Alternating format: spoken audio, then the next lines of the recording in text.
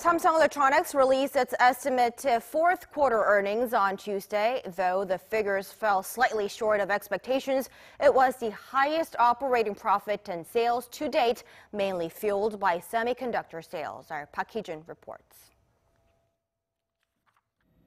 The world's largest chipmaker, Samsung Electronics, has recorded its highest ever earnings in the fourth quarter of last year.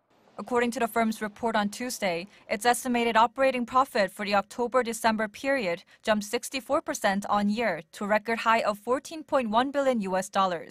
Sales went up 24% to an estimated $61.7 billion. In terms of yearly profit, Samsung's total operating profit hit $50 billion, the highest in its history. The figures were slightly below what had been forecast.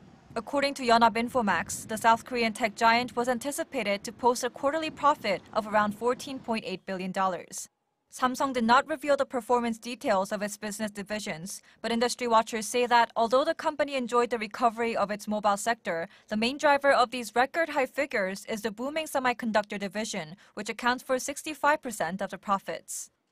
And there has been serious expansion of industries in big data, artificial intelligence, and IoTs.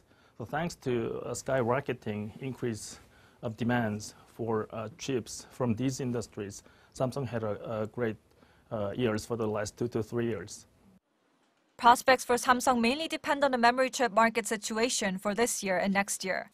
With Chinese manufacturers actively jumping into the market, there may be more competition for the South Korean firm. But experts say that Samsung Electronics' profits are still likely to continue to rise throughout the year, as the semiconductor supercycle is expected to reach its peak in 2018. Hee-jun, Arirang News.